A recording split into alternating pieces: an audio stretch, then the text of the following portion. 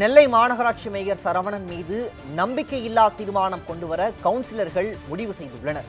மேலும் இது தொடர்பான கூடுதல் விவரங்களோடு எமது செய்தியாளர் சுடலைக்குமார் இணைப்பில் இருக்கிறார். சுடலைக்குமார், வணக்கம்.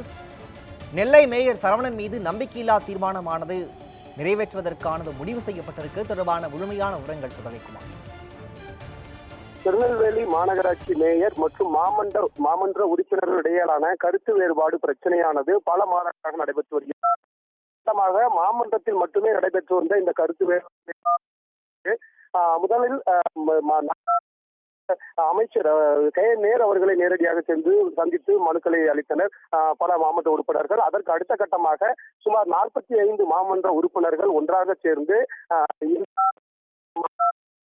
தங்களுடைய எந்த கோரிக்கைகளும் நிறைவேற்றாமல் பல கோப்புகள் நிலுவையில் வைத்துள்ளதாகவும் அவரை உடனடியாக மாற்ற வேண்டும் என்று தமிழக முதல்வர் மற்றும் அமைச்சர் உதயநிதி ஸ்டாலின், அது மட்டுமின்றி நெல்லை மாவட்டத்தினுடைய பொறுப்பு அமைச்சர் தங்கம் தென்னரசு உள்ளிட்ட பலரிடம் மனுக்களானது அளிக்கப்பட்டிருந்தது.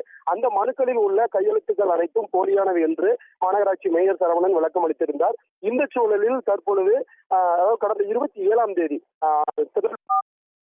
மாமன்ற உறுப்பினர்கள் 38 பேர், திமுகவை சேர்ந்த 38 மாமன்ற உறுப்பினர்கள் மாநகராட்சி மேயர் சரவணன் மீது நம்பிக்கையில்லா தீர்மானம் மாநகராட்சி ஆணையரிடம் மனு அளித்திருந்தார்கள். அந்த மனுவும் அனைத்துமே போலியான கையெழுத்து என்று மாநகராட்சி மேயர் சரவணன் கூறியதாகவும், அதற்கு அடுத்தபடியாக அந்த 38 கவுன்சிலர்களையும் மாமன்ற உறுப்பினர்களையும் நேரடியாக மாநகராட்சி ஆணையர் அறையில் வைத்து மீண்டும் அந்த கையெழுத்து அவர்களதானா என்பதை உறுதிப்படுத்தி மீண்டும் ஒரு கடிதத்தை வாங்கியதன் அடிப்படையில் கடந்த 27/12/2023 அன்று தமிழ்நாடு நகர்ப்புற உள்ளாட்சி அமைப்புகள் சட்டம் 1998 பிரிவு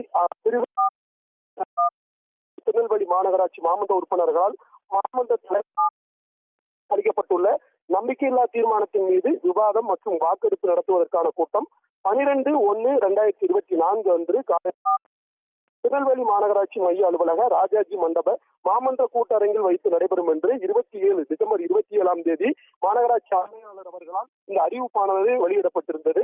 இந்த சூழலில் இது குறித்து பேசுவதற்காக தற்பொழுது மாவட்ட பொறுப்பு அமைச்சர் தங்கம் தென்னரசு மற்றும் பாளையங்கோட்டை சட்டமன்ற உறுப்பினர் அப்துல் வகாப், முன்னாள் சட்டமன்ற உறுப்பினர் மாலைராஜா, திருநெல்வேலி மத்திய மாவட்ட பொறுப்பாளர் CPM மைதீன்கான், மாநகராட்சி மேயர் சரவணன், KR ராஜு மற்றும் மண்டல உறுப்பினர்களுடன் தற்பொழுது மாவட்ட பொறுப்பு அமைச்சர் அவர்கள் ஆலோசனையில் ஈடுபட்டுக் கொண்டிருக்கிறார். இந்த நம்பிக்கையில்லா தீர்மானம் நடக்குமா, கவுன்சிலர் அனைவரையும் பேசி முடித்து இந்த நம்பிக்கையில்லா தீர்மானத்தில் மாமன்ற உறுப்பினர்கள் யாரும் கலந்து கொள்ளாதபடி திமுக தலைமை நடவடிக்கை எடுக்குமா என்பது ஒரு கேள்விக்குறியாக இருக்கின்றது. இதன் அடிப்படையில் தான் தற்பொழுது இந்த ஆலோசனை கூட்டமானது இங்கு நடைபெற்று வருகிறது. இதுவரை திருநெல்வேலி மாநகராட்சியில் இது போன்று நம்பிக்கையில்லா தீர்மானம், அதாவது ஆளுங்கட்சி மாமன்ற உறுப்பினர்களே மேயர் மீது நம்பிக்கையில்லா தீர்மானம் கொண்டு வந்துள்ளது தற்பொழுதுதான் முதல் முறையாக நடந்திருப்பதாக அரசியல் விமர்சகர்கள் தெரிவிக்கிறார்கள். ஏனென்றால் பல மாதங்களாக இந்த மாமன்ற உறுப்பினர்களும் மேயருடைய கருத்து வேறுபாடானது இருந்து வருகிறது. தலைமை பலமுறை அழைத்து பேசிய பிறகும் தற்பொழுது இந்த நம்பிக்கையில்லா தீர்மானம் கொண்டு வந்து ஒரு மிகப்பெரிய ஆச்சரியத்தை ஏற்படுத்தி இருக்கிறது. இந்த சூழலில் தான் இந்த ஆலோசனை கூட்டமானது தற்பொழுது திருநெல்வேலி வண்ணார்பேட்டையில் உள்ள தனியார் ஹோட்டலில் அந்த அமைச்சர் தலைமையில் இந்த நிர்வாகிகளுடன் மற்றும் மாவட்ட உறுப்பினர் மேயருடன் ஆலோசனை கூட்டமானது நடைபெற்றது.